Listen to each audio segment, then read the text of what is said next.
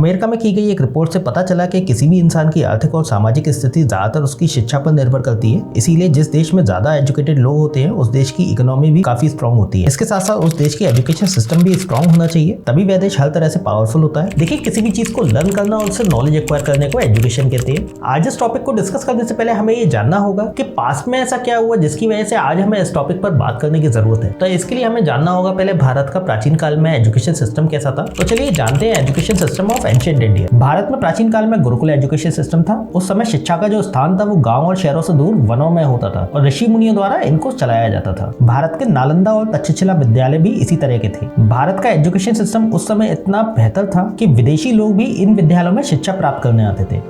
इन विद्यालयों में छात्रों को विभिन्न विषयों की शिक्षा लेने के लिए गुरु के आश्रम में जाना पड़ता था और जब तक वह अपनी शिक्षा पूरी नहीं कर लेते थे तब तक उनको अपने गुरु के साथ आश्रम में ही रहना पड़ता था। इसके साथ साथ छात्रों को अपना काम वहाँ खुद ही करना पड़ता था। इससे छात्रों को सबसे बड़ा फायदा यह था कि उनके अंदर अहंकार बिल्कुल खत्म हो जाता था। इस तरह प्राचीन भारत की शिक्षा प्रणाली बहुत ही जबरदस्त थी। तो देखिए, जब हमारा एजुकेशन सिस्टम इतना बेहतर था तो ऐसा क्या हुआ कि जिसकी वजह से हमें अपना एजुकेशन सिस्टम को बदलना पड़ा था। तो इसके लिए हमें बात करनी होगी Indian education system during the British period. जब भारत को अंग्रेजों ने गुलाम बनाया था तब से ही उन्होंने गुरुकुल शिक्षा प्रणाली जो थी उसको मिटाना शुरू कर दिया था। लॉर्ड थॉमस बमिंगटन 1830 में आधुनिक या फिर कहें मॉडर्न एजुकेशन सिस्टम को भारत में लाए थे। इसमें अंग्रेजों ने एक अलग ही शिक्षा प्रणाली का पालन करने वाले स्कूलों की स्थापना की। इसके अलावा उन्होंने गुरुकुल में पढ़ाए जाने वाले तत्वमसा, दर्शन और उपनिषद जैसे विषयों को अनावश्यक कर दिया और उसकी जगह पर साइंस, मैथ और इंग्लिश जैसे सब्जेक्ट्स को लाया गया। ये जो सब्जेक्ट थे वो गुरुकुल में पढ़ाए जाने वाले सब्जेक्ट से काफी डिफरेंट थे और इन सबकी वजह से भारत की जो एजुकेशन सिस्टम थी उसमें एक अचानक से बड़ा परिवर्तन हुआ और छात्रों का ध्यान प्राचीन शिक्षा प्रणाली से हटकर अंग्रेजों की आधुनिक शिक्षा प्रणाली की ओर चला गया। यह हमारे लिए अच्छा बदलाव नहीं था, लेकिन अंग्रेजों की शिक्षा प्रणाली से एक चीज बहुत अच्छी हुई कि इसमें लड़कियां भी शिक्षा लेने लगी और स्कूल जाने लगी। लेकिन अंग्रेजों की आधुनिक शिक्षा प्रणाली से हमें कोई खास फायदा नहीं हुआ क्योंकि अंग्रेजों ने अपने लाभ के लिए इस प्रणाली को अपनाया था। अब बात करते हैं current education system of India की।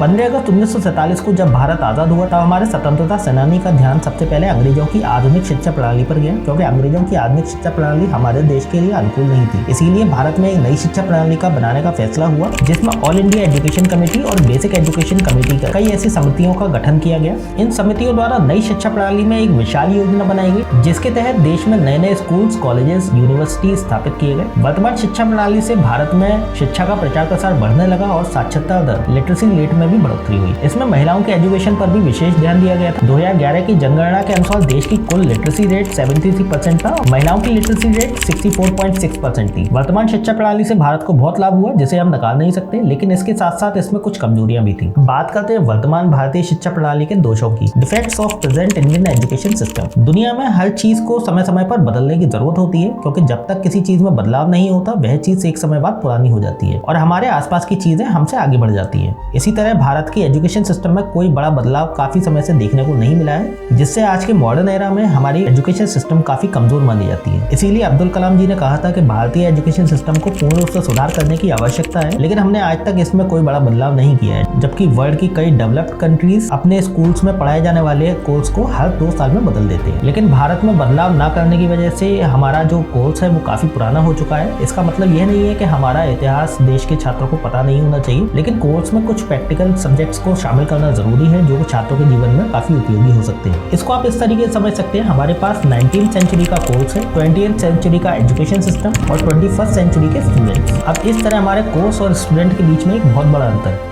इसके अलावा भारत में 2 तरह की हमारे पास एजुकेशन सिस्टम है, एक है गवर्नमेंट और एक है प्राइवेट। इसमें अगर हम सरकारी स्कूलों की बात करें तो कुछ राज्यों को छोड़कर अधिकांश राज्यों में सरकारी स्कूलों की हालत काफी खराब है। इसका जो मेन रीजन है वो ये है कि जो स्टेट गवर्नमेंट है और सेंट्रल गवर्नमेंट है, ये 2 अलग अलग दल हैं जिसकी वजह से इन दोनों के बीच में तालमेल अच्छा नहीं हो पाता और इसका जो खामियाजा है वो हमारे स्टूडेंटों को उठाना पड़ता है। IIM, IIT जैसे कुछ विश्वविद्यालयों को अगर हम छोड़ दें तो हमारी पढ़ाने की जो एक पैटर्न है वो काफ़ी पुराना हो चुका है।